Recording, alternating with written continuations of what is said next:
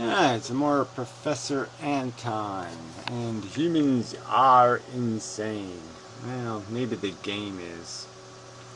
Yep, insane game. It's insane. You know, religion has been largely displaced, not for everyone, but I think for a lot of people, as people live more and more in humanly made environments, it's harder and harder to entertain a relation with the cosmos. It becomes, I think, a kind of narcissistic relation, maybe not individually narcissistic. Yeah, well, whatever. So I guess I would say this is another way of saying, look, we have changed, okay? We're not animals anymore living in a natural environment. So the context of existence is now complicated. Because, yeah, unlike animals, we can't be assholes. We can't use ignorance as an excuse anymore. So, yes, we can't just rape and pillage and take what we want. We can't have tantrums. We can't go on genocidal, wipe out the other tribe missions. We can't do all the crap that primitive human beings have been doing for hundreds of thousands of years, if not millions. And it's not all, they always want to use these primitives as some example of a great life, and it's not a great life. I mean, they had they had horrific alpha contests. If there was three sons born, the three sons would basically kill each other to see who would be king. Who would be the next tribal leader, and the women were just so abused, and there are all kinds. I mean, you go through all the National Geographics up there.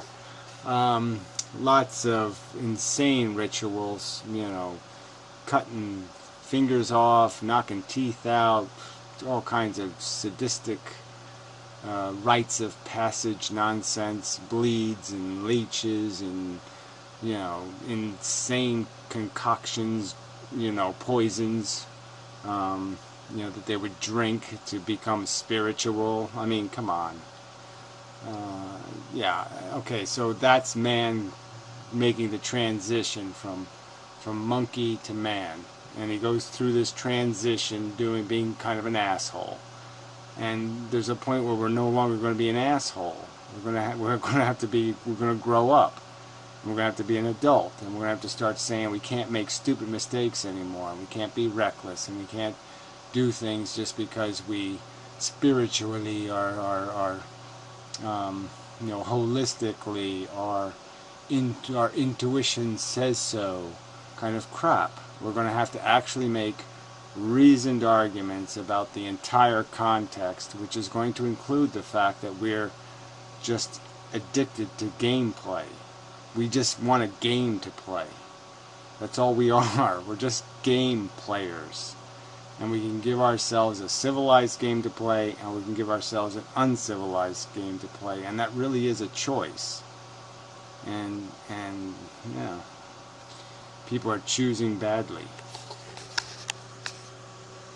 But narcissistic in a sense of kind of anthropocentrism. People just think of the world in terms of the humanly made world, and they're even the farthest reaches of. Yeah, well, it's not just the humanly made world, right? I mean, the real context here, even if it was some other kind of alien, I mean, it's an intelligently made world. A world now, again, where you have context, where you have responsibility, you have to educate children, and a certain percentage are going to be this, and a certain percentage are going to be that, and you have to correct for unfairnesses, because you're now umpires, and you're now responsible for the gameplay. You're responsible if somebody gets injured. You're responsible for what happens because you can know what's going to happen. You can predict failures. You can see them ahead of time. You can spend the money to prevent them ahead of time. These are all obligations of intelligence, not being human, just being smart. Being smart is a pain in the ass. Because all of the knowledge you're going to have is usually going to be knowledge about what you've got to do, what your obligations are. They're going to inform you about janitorial duties that need to be done. That's the liability. Intelligence is a burden. Plainly. of the galaxies that have been opened by science, they're still known in very anthropocentric ways. They're known through human cognitive systems, human measuring systems, just human epistemologies, the way that we would understand ourselves in relation to those things. Well, see, so again, so I think he wants to say that there's something more grand about these things, but no, I would argue that it's more simple than that. They've been recognized for what they are. Crude mechanical systems. All the complexity is here in the vat of peanut butter. We live on the planet where all the complexity is. The universe isn't a complex place. It's simple forces, and most of the chemistry is dirt simple compared to the chemistry created by the DNA molecule. The DNA molecule creates organisms that manufacture a huge amount of chemistry. So most of the compounds that we would, most of the eccentric compounds have been created by biological life. Nature doesn't create a whole lot of complex compounds, relatively speaking. It creates oxidants, it creates rust, but it doesn't create all these complex hormones that have all these complex functions inside the biological organism. This is a function of evolution. You need evolution to do that. You need this replicating molecule blueprint thing to take place. So there's nothing. Again, you're lamenting this disassociation with a fake universe of the past, which was superstition and dragons and all kinds of mystical mush. And because now we're recognizing for what it really is, you're saying we're humanizing it. No, we're just recognizing as intelligences, this is what the universe is. It's balls of fucking hydrogen being converted into helium. And, there's not a whole lot else going on here but a bunch of rocks colliding. Just the truth. And such. Even there, you could say, well, something like light speed is it's a unit of measure that calculates a constant that isn't dependent upon humans. Well, we could say that, and yet the measures themselves are, there are some creatures that don't even operate by light. It doesn't matter. They're still operating by the speed of light. Okay, the stuff inside of them is still time dependent as ours is. Obviously, what changes is, size changes time, relatively speaking. And on their scale, time can seem longer, because more chemistry is taking place that their senses could be aware of, let's say. I mean, in an ant's environment, stuff that escapes our perception won't be escaping their perception because they can recognize stuff on this tiny scale that we can't recognize just because our senses aren't focused on living on that scale. But who cares? I mean, this isn't a prejudice. It isn't like there's some different mechanism involved. It's still the same functionality. It's still stuff coming at you and you reacting to the stuff coming at you. I mean, it's still gameplay, whether you're an ant or you're an elephant. It's still gameplay. I guess part of the problem is how do I say it, that human consciousness is so rangy, so wide, so varied, that it takes forms of attachment to the real but immaterial, and people will... I don't think the consciousness itself is so varied, so let's be more explicit. What's varied is what people, their knowledge base is varied. Their conditioning is varied. Their traditions are varied. But the machine is not varied. The fundamental mechanism is not variable. It's basically a need machine. It's going to, certain functional needs are going to arise that are obvious, like hunger, your need for some sort of shelter from the environment, warmth, let's say, and enough oxygen, these basic functional things, and then these desire mechanisms of the reproduction things going to show up in one form or another. And then you have this ego thing, which is in its basic function is similar, the competitiveness to your situation, and obviously this becomes part of this conditioning thing, right? Because we could see how dramatically different the competitive game becomes for the different role players in other primate societies, even like orangutans, for example. So if you're successful as orangutan, certain hormones will be triggered inside of you, and your bone structure will even change, and you'll become 100 pounds heavier, and you know, huge differences in who you are will be affected by how you maturate. What role you play in maturation will dictate what role you play in the future. And you know, these are some of these mechanisms probably still are vestigial inside of us. And so yes, it provides opportunity for differences, but they're differences we can understand. We understand the source of the differences. It's like a program. We understand that what changes the program is that you put different code in the program. So you put the same code in, you'll get the same code out. You put different code in, you get different code out. And this is again understanding the players. It's like the difference in the, you know, the hockey player. You got the wing, and then you got the whatever the score guy is, and then you got the defensive players, and you know. But it's just an agenda in a program, and we can understand why these are different roles to play and why different skill sets are required. End up calling this either religious or insane or removed from the facts or out of touch with, quotes, the material reality that's around us, that, you know, partly we are. Well, I think we can definitely say this about certain traditions, right? So if somebody has a totem pole that they're praying to, we can explain to them that this is just archaic tradition, that it's something made up by a witch doctor 1,000 years ago, and that this ritual has no merit anymore. It's not related to anything real. It's related to a world that doesn't exist, a bad answer to a poorly asked question. And now we can ask the question better, and we can answer the question more explicitly. And the answer to the question isn't that the bear god did it, or the spirits of the dead did it, or some other kind of crap. That's the wrong answer. We know what does things now. We know that the weather changes because of patterns and you know, how much CO2 we put into the environment and all these other things. We know how things are changed and why things change. Volcanoes don't happen because you had some dirty thoughts, and earthquakes don't swallow your wife because, yeah, you know, slept with another woman or some kind of bullshit.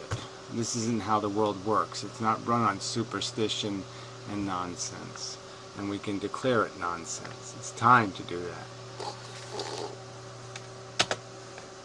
And it's not to deny, I guess, science. It's to embrace, I think, a fully scientific worldview, but to get at the problem of, will we ever expunge? Well, so you say fully scientific, but you know, I'm going to argue that if you take that seriously, philosophy is part of fully scientific. Fully scientific is taking evolution to its conclusions, and the conclusions aren't there's something informed by the evidence, but they're not, how to put it, they're not directly formed by the evidence. The evidence forms the context of the conclusion. It's circumstantial evidence to the conclusion. But those conclusions can be drawn. I mean, we can draw a lot of conclusions about the fact that we are just a psychology, that it is replication for the sake of replication, that we are manipulated by this psychological mechanism to keep being hungry, to keep moving in the environment, to keep, we are made not to be comfortable, we are made to be uncomfortable. We are made to be hungry, to keep moving, to keep fighting, to keep doing the things required in competing in the world. We're made to play the game. And that mechanism of need, that is a corruption to our perception. It is not a rational judgment. It's a judgment made by our biology. The irrationality at the core of the human, that is, the need for flights of fancy, the need for imagination. Yeah, well, they don't need the imagination. They need the natural story, the simple story, the adventure that was life. Life was this chase game. So we still need a chase game. We still need something to feed our ego. And it's very hard to feed it in this civilized world.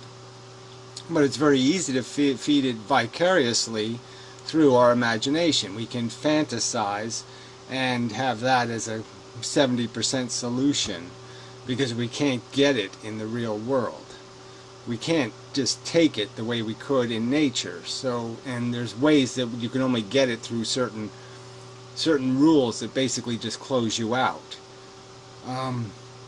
It's like if orangutans had knowledge of their circumstance, like the non-alpha orangutans, who are, you know, many of them will go celibate their whole life, or they'll become rapists.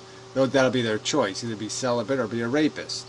And you know, you can see it in other, you know, social animals like seals and other animals, where if they knew that was their lot, they would fight back. They would resist by saying, well, then I'll imagine my life, I'll fantasize, because they would know they were out of luck in the real world.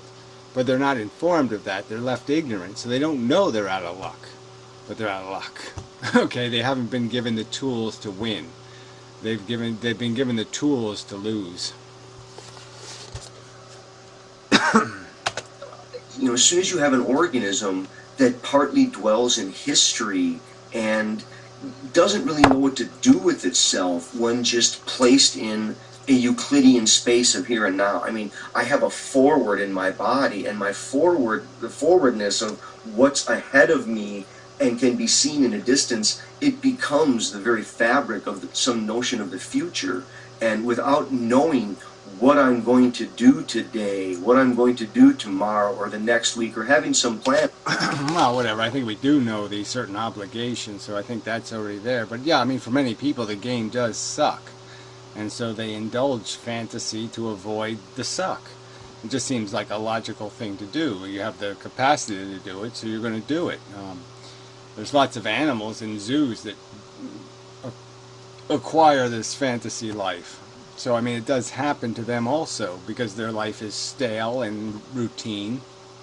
And so they gain patterns of eccentricness, even masturbating, different activities that aren't natural, but they become natural in the new circumstance, and the civilized circumstance. And so, yeah, a lot of our lives are predictable and built out of obligation. And so we need to make it, you know, we hunger for the fight, for the adventure, for the, you know, we want to troubleshoot in a sense. We're kind of hungry for something the ball to kick. And you know, civilization doesn't give you any overt, simple game to play. It gives you this complex, convoluted game to play that's of no fun at all for the animal. The animal just doesn't want a game that's work, and that's what civilization offers, a game that's work. And what I'm going to do with quotes my life, it's almost like one wouldn't even know that one is over here and the world's over there. I mean, the whole structure of our world comes out of a fantasy, some kind of narrative by which people imagine that they've come from somewhere that isn't right here, right now, and they're going towards somewhere else, which isn't here right now. Yeah, I know, but this is always the problem, right? This is the benefit of idle time is that you can do philosophy, we can do all this other stuff, but the deficit of idle time is that you can start examining life and finding it lacking and all that kind of stuff. So yes, it's easier to thrive, it's easier to seem like you're a good player, to stay in playing shape even, if you have to fight for your life every day, if you have to fight for your survival every day. You'll look like more of a natural animal. You'll look healthier, you might even feel healthier, but it isn't necessarily good either, because it's a fight.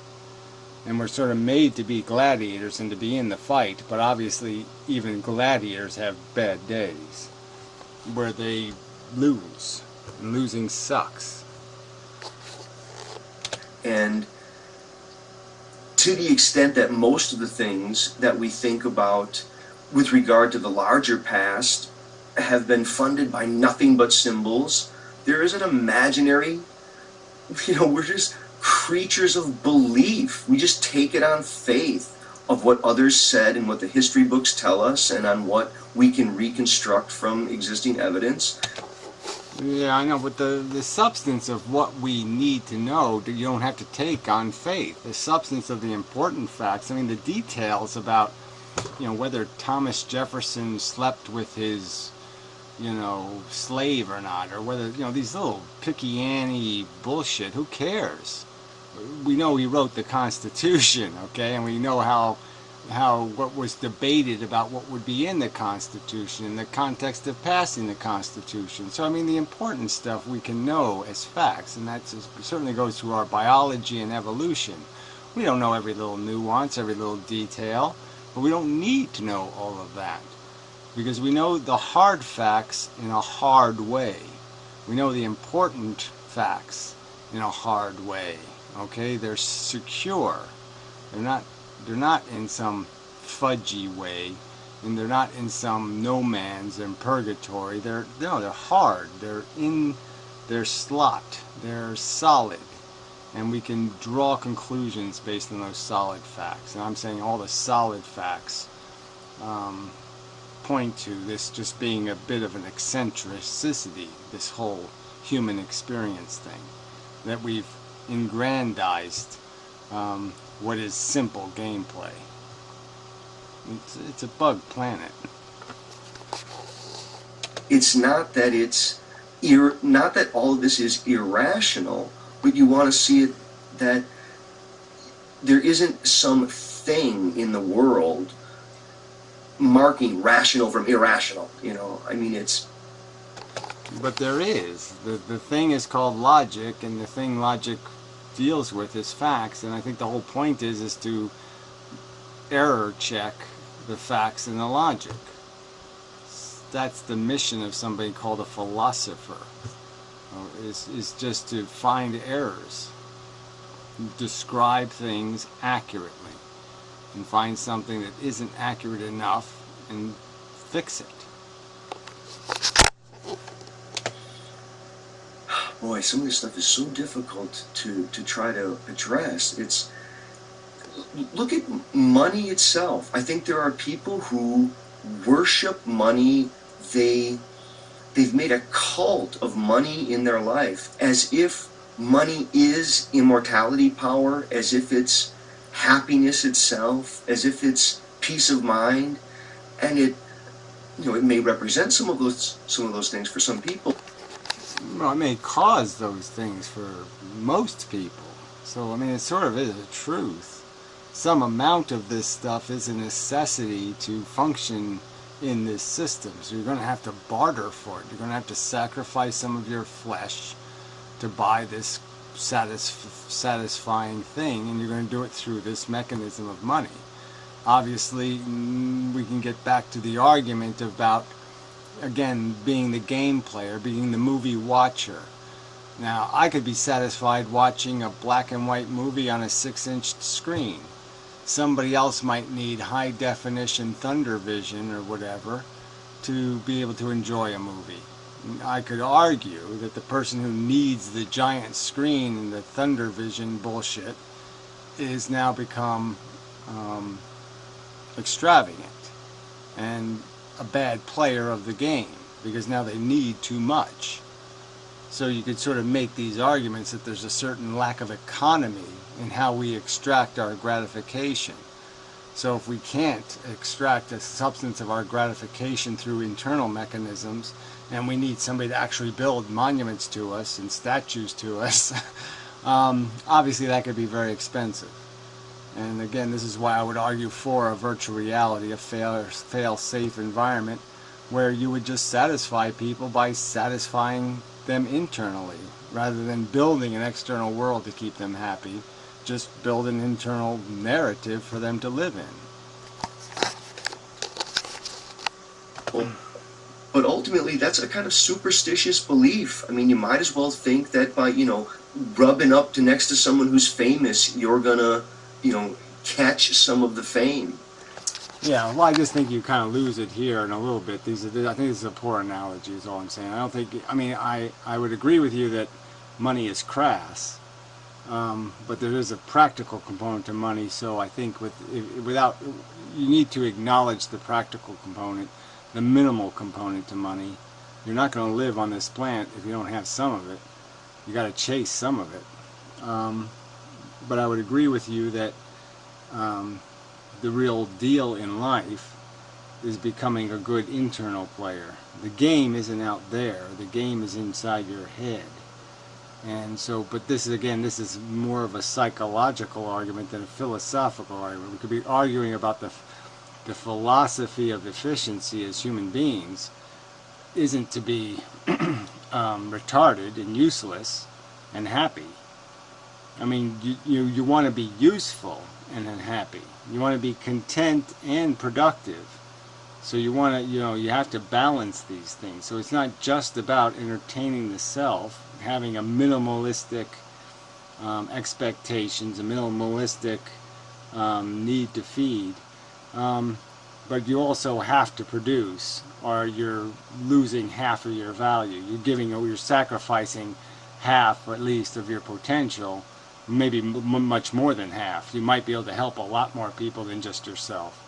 You might be very valuable to maybe even millions of people if you would sacrifice some of your personal comfort for the good of some mission to be accomplished. And these are real, factual circumstances of existence as an intelligent actor in this environment.